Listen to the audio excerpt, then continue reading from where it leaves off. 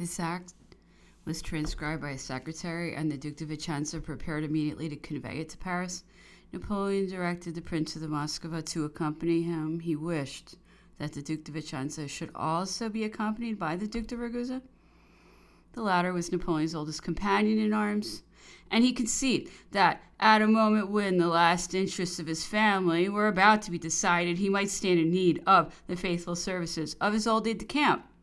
The Duc de Ragusa was therefore about to be furnished with the necessary powers when someone represented to Napoleon that in a negotiation in which the army was concerned and was to be represented, it was proper to employ such a man as the Duc de Taranto, whose influence would be the greater, since it was known that he had lived less about the person of Napoleon and perhaps enjoyed a less share in his affections. The Duc de Bassano, being questioned on this subject by Napoleon, replied that whatever might be the opinions of Marshal MacDonald, he was a man of too much honor not to discharge faithfully a trust of such a nature.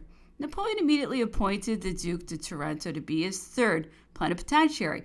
He gave orders that the plenipotentiaries on their way through his son should acquaint the Duc de Ragusa with what had taken place and inform him that it was left to himself to decide whether he might not be the most useful in remaining at the head of his corps, but that if he wished to fulfill the mission with which Napoleon had proposed to entrust him, he would instantly be furnished with powers to that effect. The three plenipotentiaries, having received in their last instructions, stepped into the carriage that was waiting for them.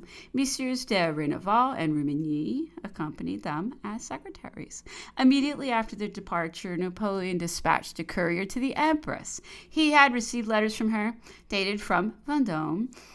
He was to arrive at Blois on the 2nd, and it was requisite that she should be informed of the negotiation which had been entered upon. In this extremity, the absence of her father, the Emperor of Austria, was a misfortune which hourly increased. Our march on Fontainebleau had caused the roads to be intercepted and had prolonged the stay of the Emperor Francis in Burgundy. Napoleon authorized the Empress to dispatch to her father, the Duc de Cadora, to solicit his intercession in favor of her and her son.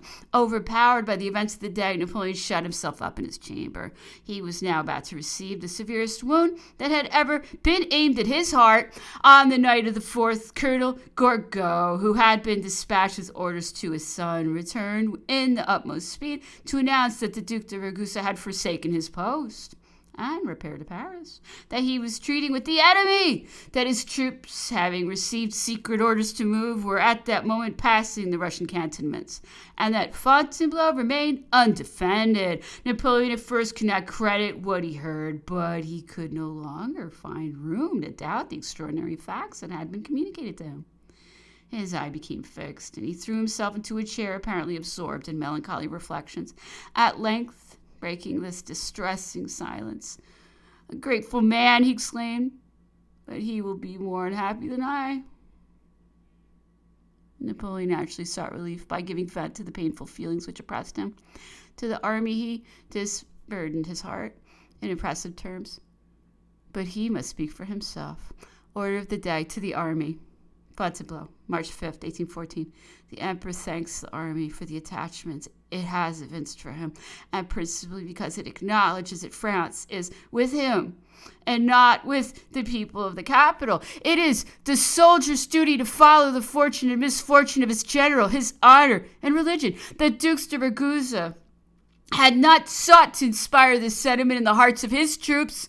He has gone over to the Allies. The Emperor cannot approve the condition on which he has taken this step. He cannot accept of life and liberty at the mercy of a subject. The Senate has presumed to dispose of the French government, but it forgets that it owes to the Emperor the power which it now abuses. The Emperor saved one half of the members of the Senate from the storms of the Revolution, and the other half he drew from obscurity and protected against the hatred of the people. These men avail themselves of the articles of the Constitution as grounds for its subversion. The Senate blushes not to reproach the Emperor, unmindful that, as the first body in the state, it has participated in every public measure. It goes so far as to accuse the Emperor of altering acts in their publication.